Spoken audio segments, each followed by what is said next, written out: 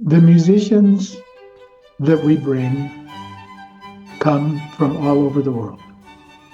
Uh, when I decide what pieces to program and I look at them individually, I think to myself, let's take, for example, uh, a clarinet trio.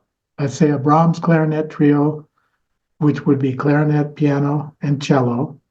And I think, who is the best living clarinetist on earth to play that piece?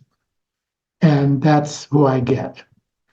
If I cannot get that person because they're busy or whatever, uh, I say, okay, if that person doesn't count, who is the best clarinetist on the planet to play this piece? I do the same with every instrument for every piece that we program. And we end up with more or less the stars of our chamber music world. What is our chamber music world? Interesting. Um, there are very distinct segments of classical music worlds. We have opera, which is its own thing. We have symphony orchestras, which are their own thing. And we have recital series where pianists will come and play. But then we have this very incredible world, which is called chamber music. Chamber music is actually based on the size of a room that one would perform in, and therefore the number of people that would be playing.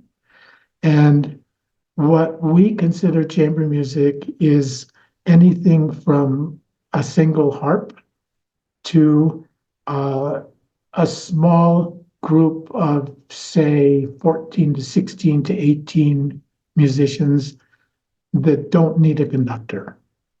I think the key to chamber music is the not conducting, because that means that the players need to rehearse together, to stay together, to come to a consensus about how they're going to perform the piece.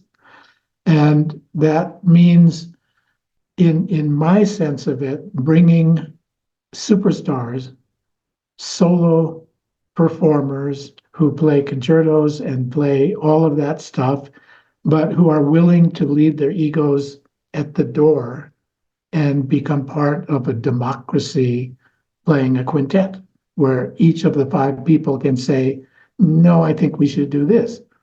And then the other said, well, I've always done it this way. I said, well, why don't we try it like this and see if you like it better?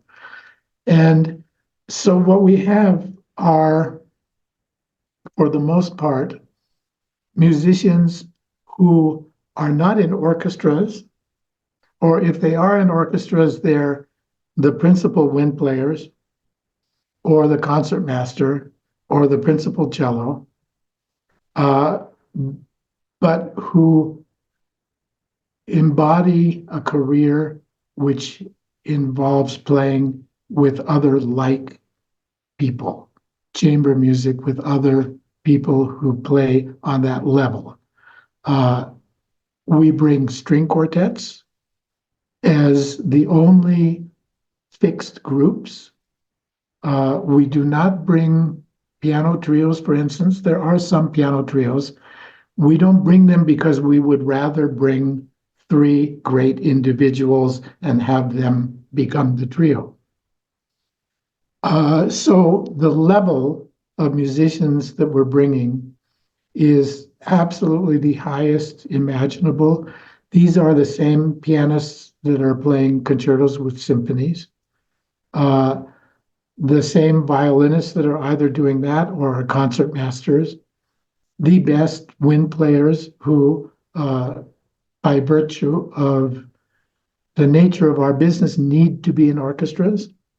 But it's the principal oboe of the New York Philharmonic. It's the principal horn of the Berlin Philharmonic. It's the principal flute of whatever, but it's those very particular individuals.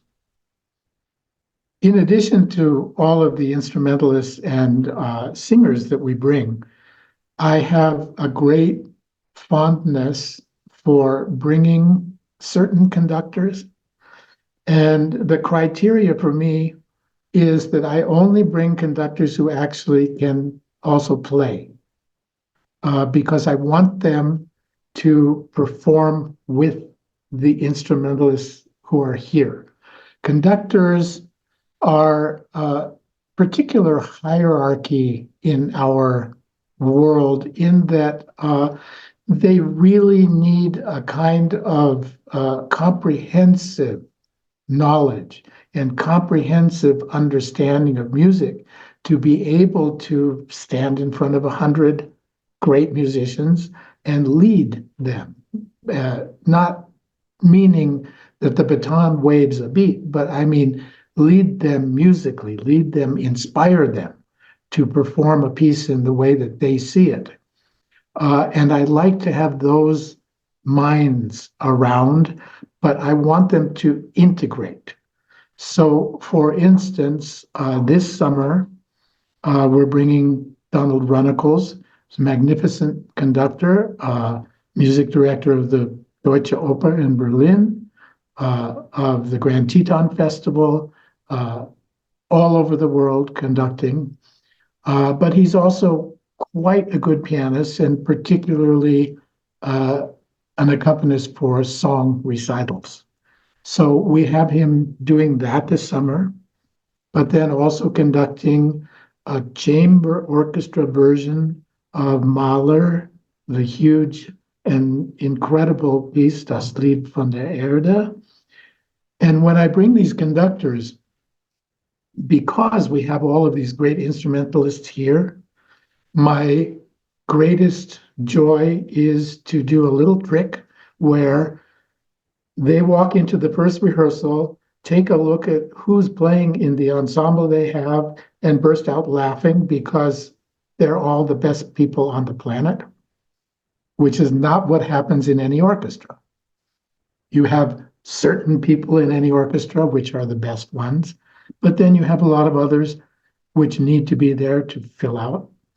And I love the look on their faces when they sit there and they look around and every single person playing is that good. It inspires them, they inspire the musicians, and the results are always pretty spectacular, which is what I expect this summer too.